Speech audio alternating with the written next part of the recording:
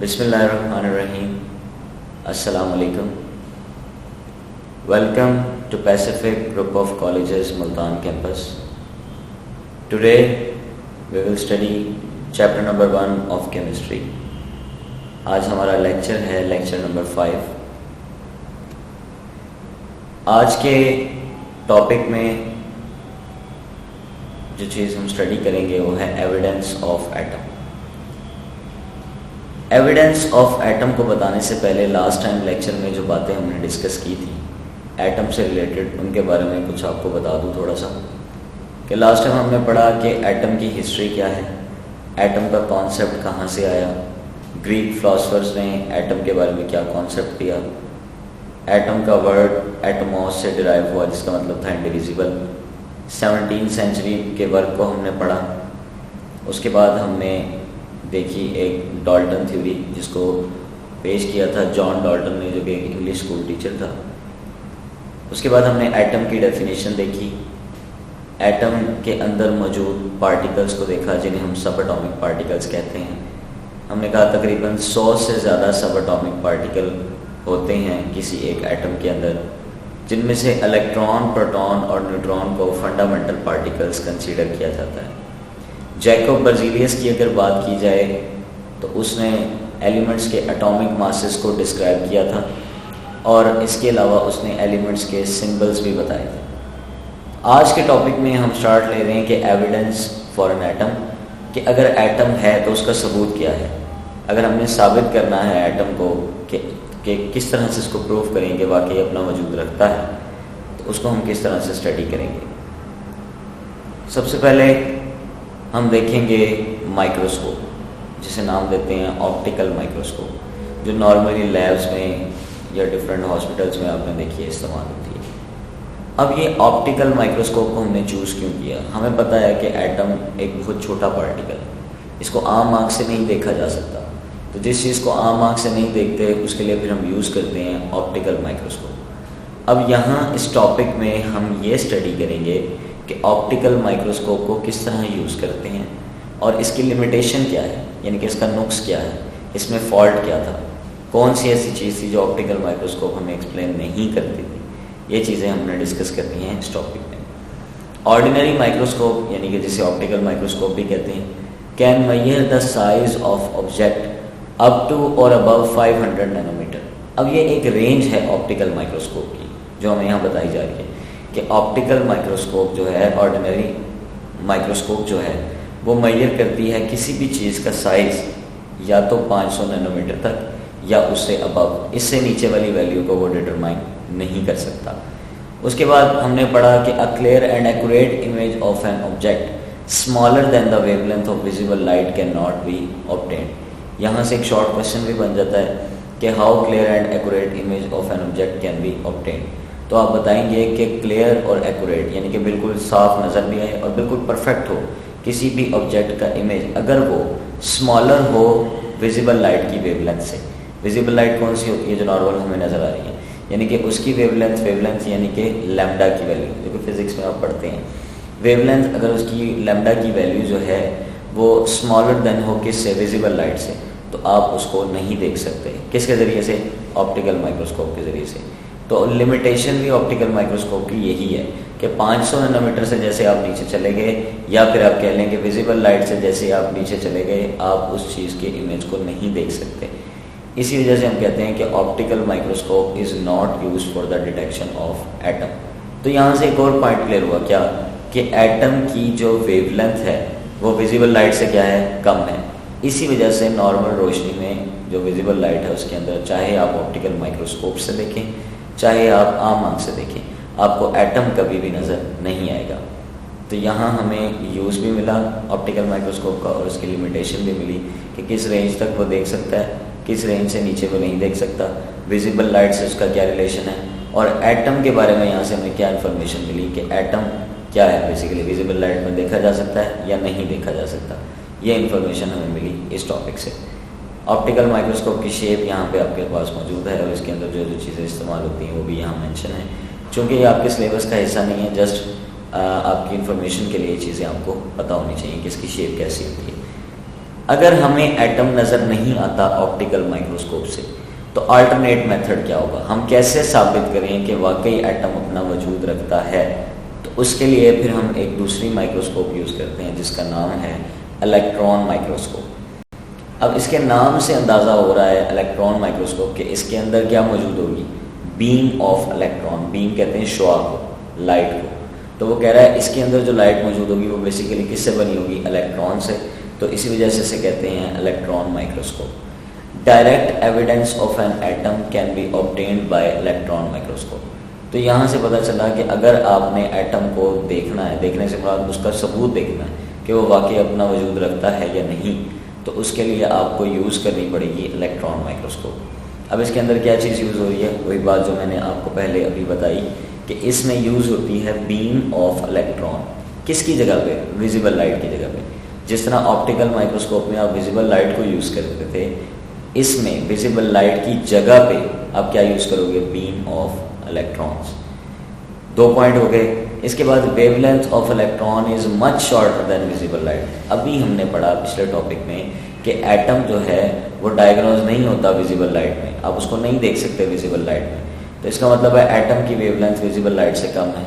अब इलेक्ट्रॉन तो एटम के भी अंदर होता है, तो यहाँ से पता चला इलेक्ट्रॉन उससे भी छोटा है। तो वेवलेंथ जो होती है इलेक्ट्रॉन की वो बहुत ज़्यादा छोटी होती है, किससे, विजिबल लाइट से। ये एमसीक्यूज के तौर पे भी पॉइंट आप लोगों ने याद रखना है।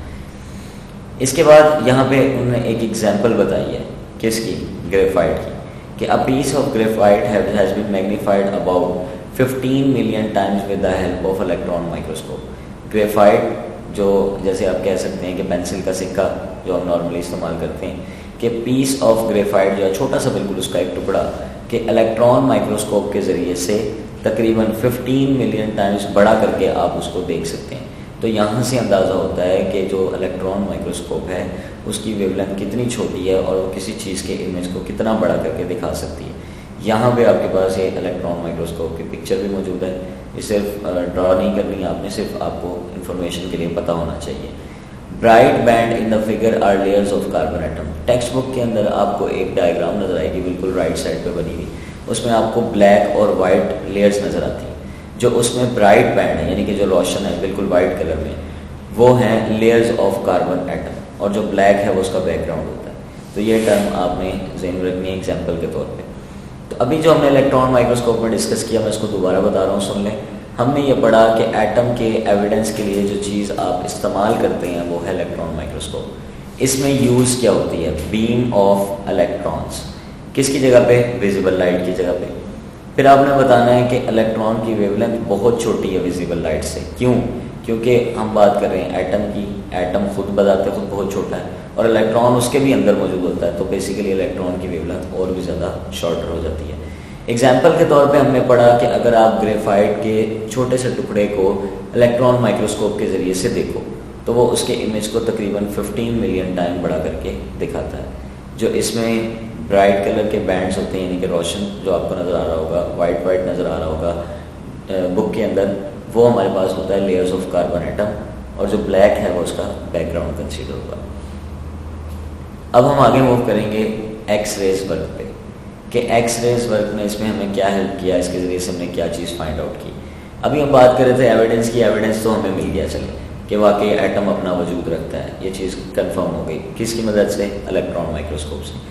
अब एक्सरे वर्क या एक्सरे एनालिसिस के ज़रिए से हमने क्या देखा, 20th सेंचुरी में एक्सरे वर्क के ज़रिए से हमने एटम्स का डायामीटर फाइंड आउट किया कि उनका एरिया कितना होगा, डायामीटर कितना होगा। तो वो जो हमें मिला वो वैल्यू थी 2 × 10⁻⁹ मीटर, या 0.2 नैनोमीटर, या 0.2 10⁻⁹ मीटर। ये तीनों वैल्यूज एक दूसरे के साथ रिलेट करती हैं। किस तरह से, देखिएगा ज़रा। अगर आप कहते हैं दरमियान से स्टार्ट करें 0.2 नैनोमीटर, तो नैनो की जो वैल्यू है वो होती है 10⁻⁹ ये देखिए दोनों साइड पे आपको नजर आएगी 10⁻⁹। अब इन दोनों में फ़र्क क्या है, यहाँ पे अगर आप देखें बिल्कुल राइट साइड पे 10 इसकी नैनो की वैल्यू मेंशन की है 10⁻⁹, ये आपके पास हो गया मीटर। अब आपके पास यहाँ पे क्या होगा, 2 × 10⁻⁻10 आएगा यहाँ पे, क्योंकि 2 पीछे चला जाता है तो यहाँ पे -10 आएगा। 2 × 10⁻⁻10 मीटर। यहाँ पे जो वैल्यू आएगी वो इस तरह से आती है। तो इस चीज़ को आपने अपने जहन में रखना, ये MCQs के लिए इंपॉर्टेंट पॉइंट है एक्सरे एनालिसिस का। MCQs में मोस्टली एक क्वेश्चन पूछा गया है। ये एक्सरे की पिक्चर है कि एक्सरे एनालिसिस किस तरीके से किया जाता है। इसके बाद हमारे पास है मैस ऑफ एटम। एटम का मैस कैसे डिराइव करते हैं हम। Message of atom ranges from 10⁻⁻27 to 10⁻⁻25 kg। एक बात याद रखिएगा कि जब भी पावर में वैल्यू माइनस में आती है तो वो बहुत ज़्यादा छोटी हो जाती है। अगर प्लस में हो तो बड़ी होती है, अगर माइनस में हो तो छोटी हो जाती है। इसका मतलब है कि एटम के जो मैसेज हैं वो बहुत ज़्यादा छोटी वैल्यूज़ हैं, 10⁻⁻27 टू 10⁻⁻25 kg। अब इसको हम बाज़ औक़ात एक्सप्रेस करते हैं एक ख़ास किस्म के यूनिट में जो कि हमेशा एटम्स के लिए इस्तेमाल होता है, एटॉमिक मैस यूनिट। ये आपने मैट्रिक में भी पढ़ा है, जिसे AMU भी कहा जाता है। इसकी वैल्यू आपको आनी चाहिए 1 AMU is equal to 1.661 10⁻⁻27 kg। अब यहाँ भी वही चीज़ जिस तरह हम पीछे पढ़ के आए हैं, अगर किलोग्राम की जगह पे आप ग्राम कर दो तो क्या करना पड़ेगा आपको, किलो की वैल्यू मेंशन करें, क्या होती है 10⁻³ -27 + 3 कितना हो जाएगा -24। तो ये कन्वर्ट हो जाएगा किसके अंदर, ग्राम के अंदर। तो ये पॉइंट आपने MCQs के लिए भी याद रखना इंपॉर्टेंट है। अगर kg में पूछे तो ये वैल्यू है 1 AMU की, अगर ग्राम में पूछे तो ये वैल्यू है। सिर्फ फ़र्क इस चीज़ का है कि यहाँ आप 10⁻³ करके उसको कन्वर्ट कर दोगे -24। अब आपने बताना है, MCQs के लिए भी इंपॉर्टेंट पॉइंट है, नॉलेज के लिए भी, क्या फुल स्टॉप में हैव 2 मिलियन एटम। एक फुल स्टॉप के अंदर तकरीबन 20 लाख एटम होते हैं। 1 मिलियन कहते हैं 10 लाख को और 2 मिलियन कहते हैं 20 लाख को। तो एक फुल स्टॉप के अंदर कमोबेश 20 लाख एटम्स जो हैं वो मौजूद होते हैं। तो ये भी स्टेटमेंट आपने MCQs के लिए याद रखनी है। तो आज के टॉपिक में हमने डिस्कस किया कि एटम का एविडेंस क्या है, कैसे आप एटम को फाइंड आउट करते हैं कि वो वाकई मौजूद होता है या नहीं। सबसे पहले हमने इसमें ऑप्टिकल माइक्रोस्कोप यानी कि नॉर्मल माइक्रोस्कोप को देखा, उसकी रेंज देखी, और फिर हमने बताया कि नॉर्मल माइक्रोस्कोप एटम के बारे में नहीं बताती।